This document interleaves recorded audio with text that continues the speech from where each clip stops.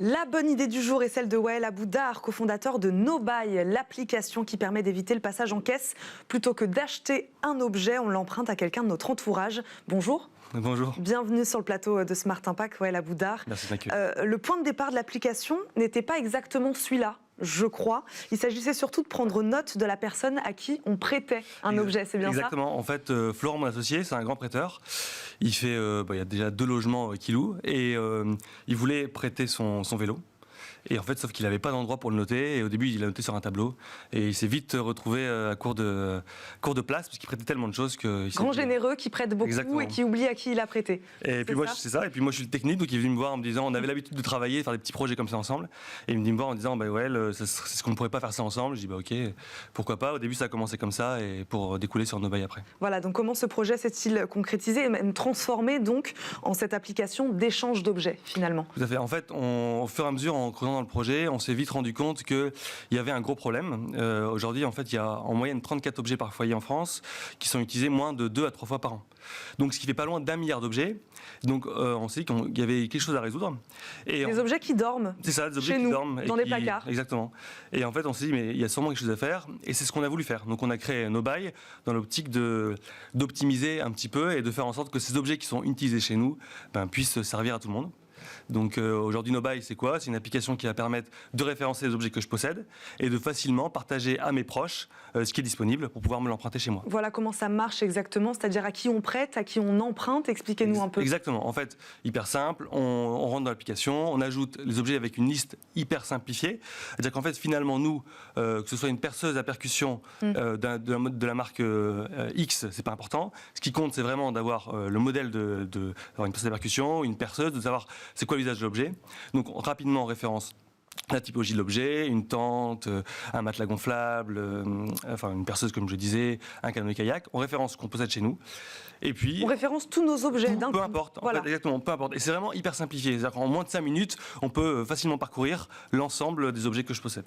Et comment ça marche après ensuite ? Donc vous dites entourage, c'est-à-dire il faut que la personne soit évidemment inscrite aussi sur l'application. Tout à fait. Aujourd'hui, il faut que la personne utilise l'application, c'est-à-dire qu'elle va s'inscrire, elle va ajouter la personne en ami, elle va entrer en contact, elle va pouvoir accéder d'un seul coup à l'ensemble du catalogue.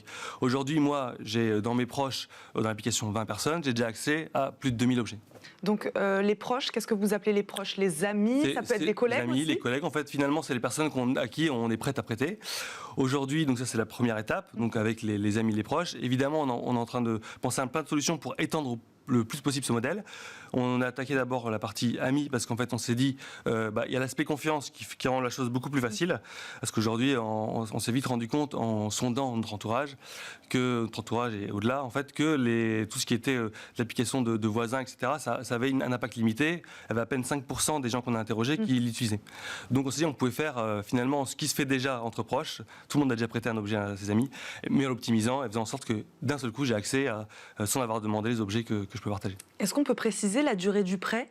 C'est-à-dire, voilà, je vous prête ma perceuse pendant 5 jours, dans 5 jours, vous me la rendez ? Enfin, c'est comme ça que ça marche ? En fait, c'est ça. Et en fait, on a été un peu plus loin que ça, parce qu'on a permis aussi, au sein de l'application, de mettre des rappels automatiques. Parce que tout le monde a déjà rencontré ce problème-là. C'est-à-dire que vous allez prêter un objet, vous avez pu vous en souvenir. Donc ça, c'était le premier point que Florent a rencontré. Et en plus, la personne ne va pas vous le rendre à temps.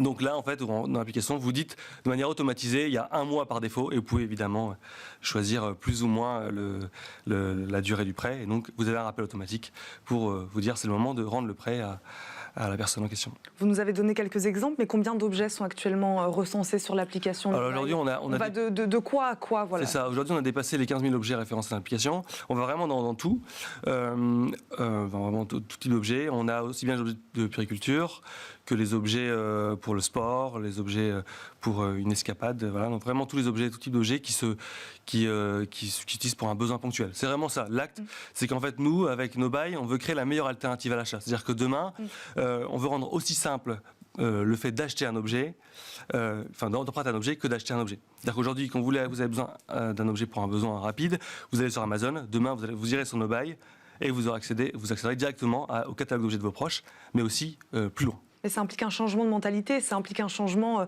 de prisme Exactement. sur notre culture à l'achat. C'est facile de faire accepter votre solution aujourd'hui?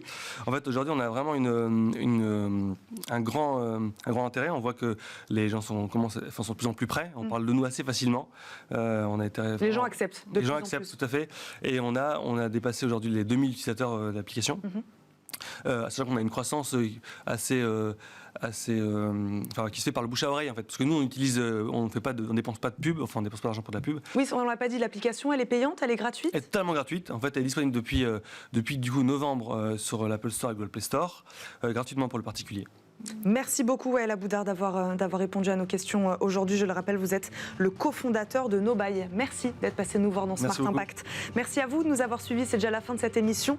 Vous retrouverez Thomas Hugues demain à la présentation de ce rendez-vous. Très bonne journée à tous sur Bismart et à très vite.